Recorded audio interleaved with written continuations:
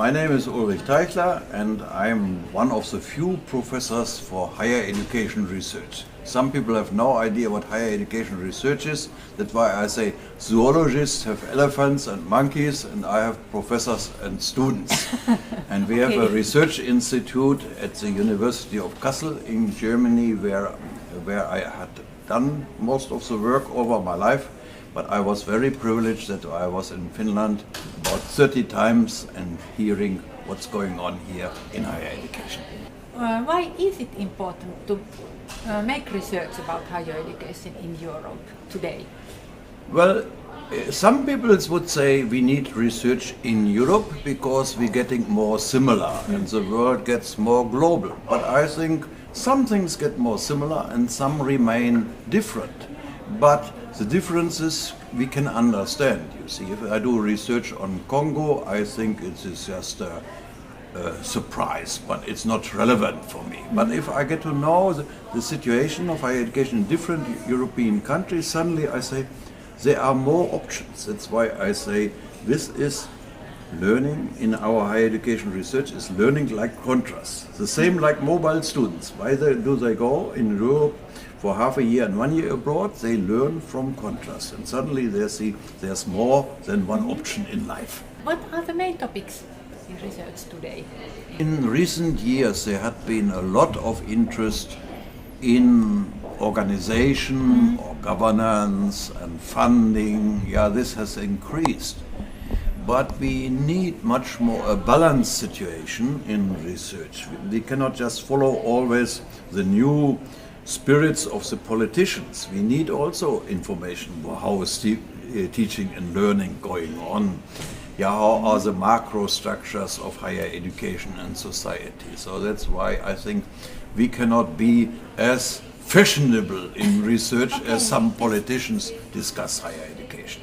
So how about the dialogue between researchers, practitioners, governments? How is it going on in Europe? I would say scholars learn to write many articles and long books, but it is not, one cannot expect that the practitioners of different type read this long books written in academic style.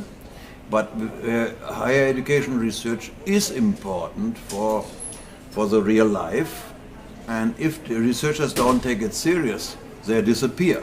The university system keeps philosophy, but if higher education research is not practically relevant, it is dying.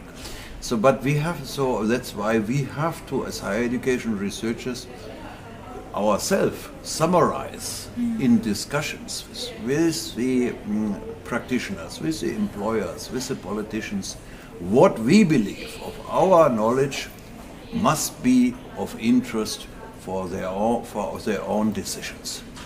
And so I spent more time in my life with summaries than with presentations in academic conferences. How would you encourage higher education researchers to continue their work, for instance, we in Finland? Yeah, the biggest problem we have from higher education researchers is that many of them are relatively young and decide, for instance, it's so interesting higher education, I write my doctoral dissertation on that. Or we have some people who are practitioners, work in university administration or evaluation, international offices who say, I like to work also academically, they write then a dissertation. But the problem is we have so few permanent positions for higher education research in the organization. Like in Germany, we will say maybe we have 200 people working on a dissertation in higher education, we have only 10 professorships for higher education. So there is a bottleneck, and it's not easy to encourage the people to do.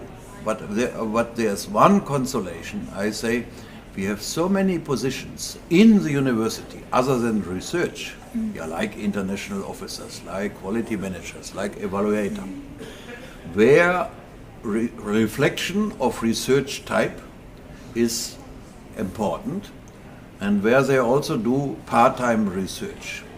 In Finland we do not talk so much about institutional research, but we talk about this. In many European countries we do not talk about institutional research, but many people in the university, which I call higher education professionals. They are not teaching, they do not research, but part of their service or management role is to make systematic analysis or to digest systematic analysis. So that's why there's an encouraging field even for young higher education researchers, even if they do not become professors of higher education.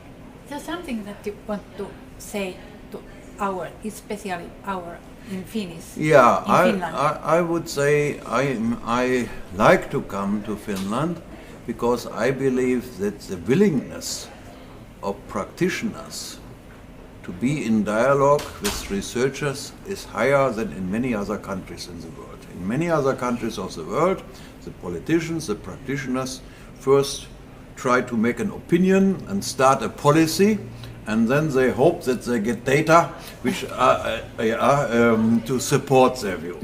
This is how should I say? This is policy-driven evidence. Yeah, they want to have, but good higher education research is provoking and shocking the people and the practitioners and ask themselves to have new ideas.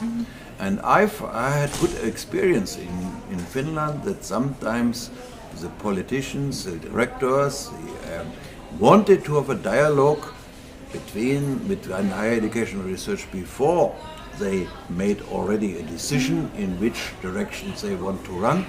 And that's why you are more lucky than we are in many other European countries in the dialogue between research and policy and practice. Thank you. It was good to hear. Thank you very much. Good. I hope it's okay.